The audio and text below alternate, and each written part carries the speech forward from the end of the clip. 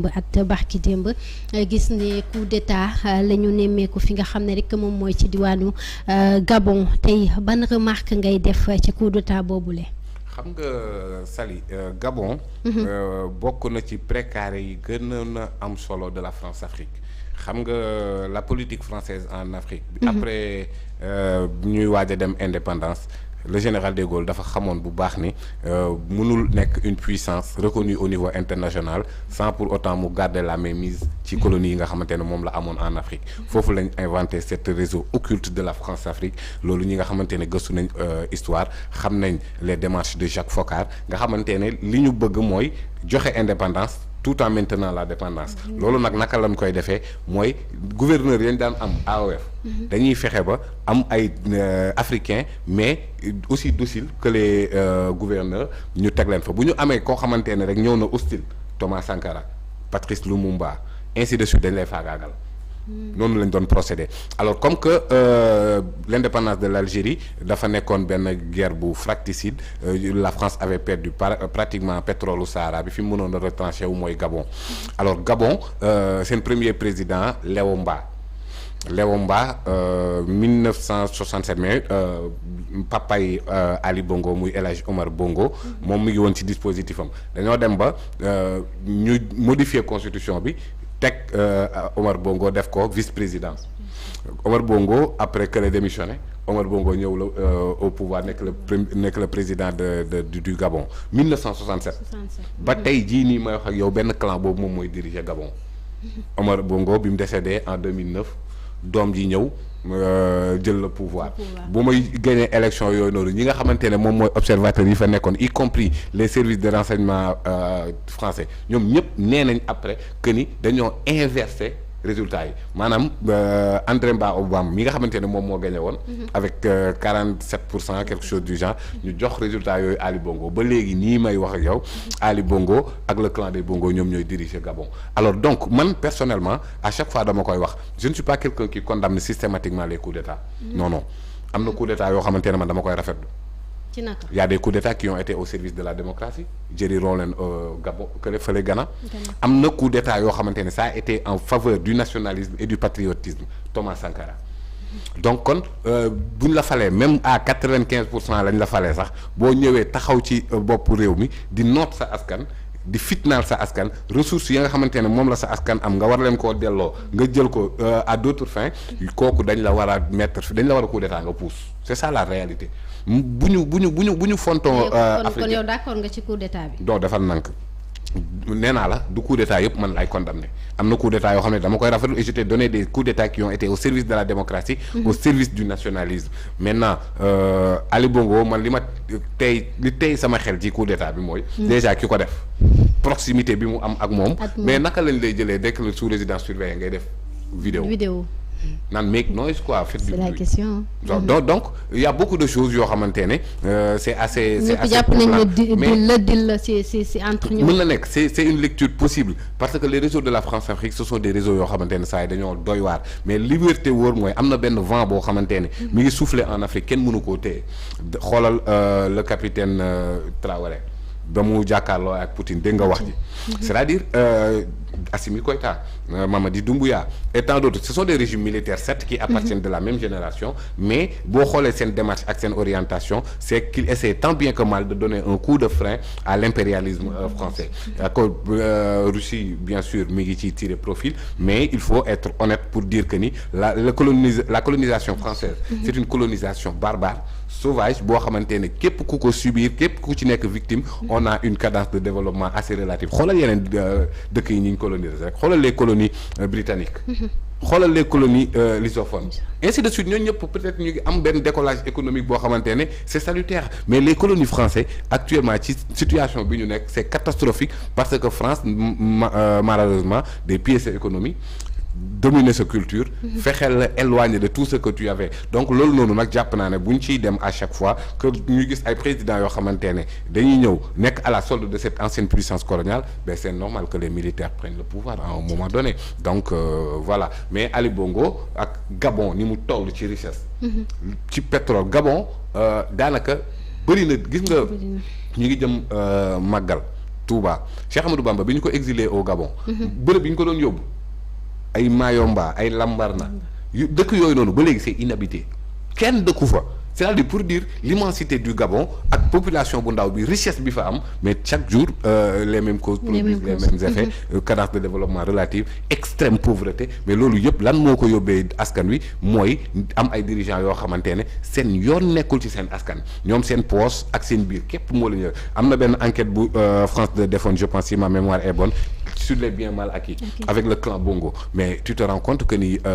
ce clan là a pillé les ressources de ce pays là ñoom ñëpp nekk ay multimilliardaires au moment où le Gabonais lambda ben mi ngi dund dans une précarité indescriptible alors que dëkkam am pétrole am bois am lu ne ben finalement xawma ndax c'est un deal ou c'est un vrai coup d'état mais quel que soit Alpha élection yii nii ñu dem Ali Bongo perte na ko ya ñu demoon avec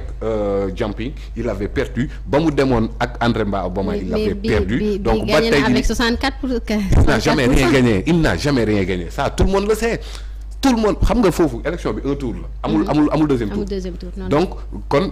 à tout moment rek da ngay gis les deux candidats ñëw coude à coude mais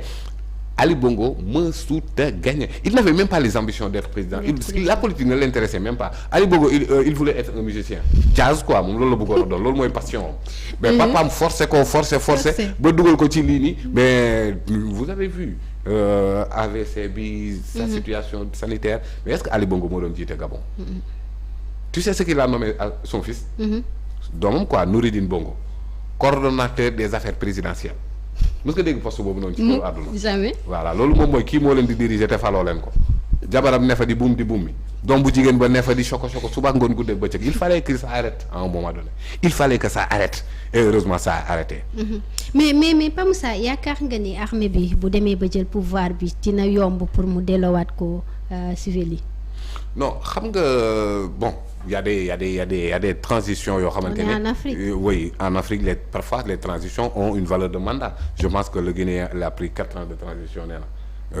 comment il s'appelle le Tchadien là Mahama Idriss Déby Itno 5 ans de transition day transition yoo xamante ne ça a une valeur de mandat mais dëkk bu gangréné noonu parce que si la junte militaire au Gabon dañu jàpp ne les résultats sont truqués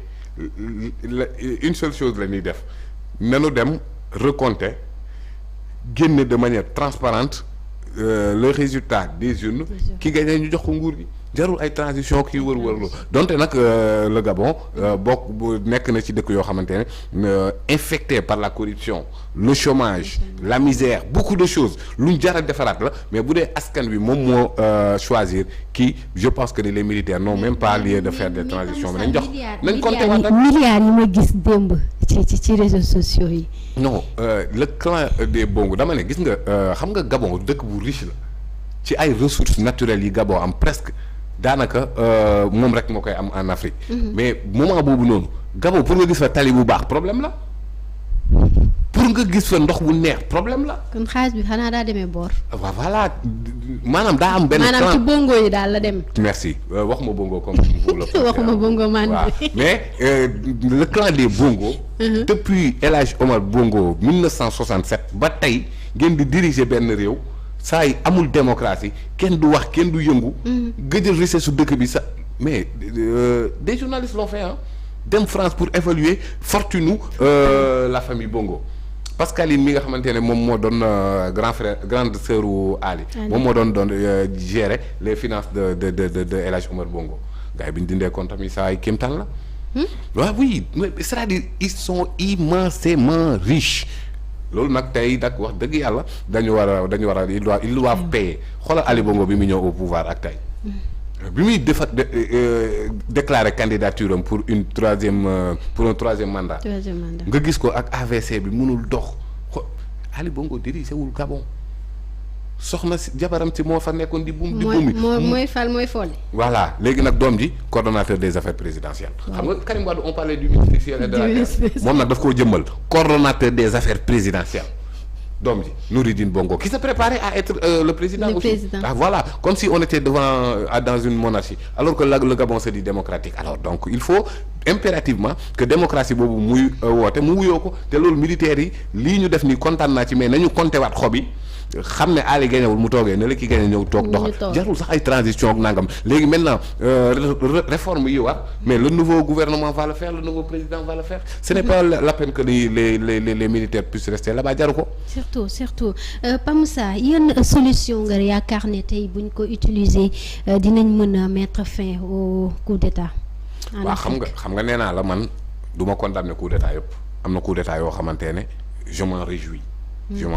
mais bu ñu jëloon exemple Sénégal ni mu organisé woo sur le plan militaire benn dëkk du am coup d'état xam nga ne Sénégal mënul am coup d'état personne c'est-à-dire après les événements de mai 68 dafa am nu président Senghor organisé suñu armée tey jii nii armée bi ñoom ñoo gérer défense nationale sécurité présidentielle armée géré wu ko Sénégal gendarmerie moo koy gérer GIGN donc kon tey jii nii armée bu bëggoon am accès président mënut a nekk tu vois ci kaw GIGN ngay jaar pour def ko mënut a nekk police amul benn accès bi moom mu ngi gérer la sécurité intérieure donc kon dispatching boobu noonu ñu def et que amul benn responsable militaire bu am ay troupes derrière lui comme ni nga mën a tey ne Mamadi Doumbouya moom moo géré woon la sécurité présidentielle du président Alpha Condé régiment sécurité présidentielle bi yëpp nekk ci ginnaawam nekk sous son commandement Sénégal mënoo ne benn militaire futur général boo xamante ne am na ay hommes yu nekk derrière lui di ko déggal amul donc le président Diouf dans ses mémoires mu ngi doon wax benn tentative de coup d'état bu fi amoon muy général Tavares de Souza mais pourquoi ça n'a pas réussi parce que architecture bi ñu am ci suñu organisation militaire organigramme bi ça ne permet pas ça et que je pense que ni Sénégal ak lu ñu fi mën ci wax problème yi bari na démocratie bi sooxe na lu ne mais nag vraiment il n'y a pas lieu de coup d'état ici au Sénégal rien ne le justifie d'ailleurs et je pense que ni ça ne peut jamais exister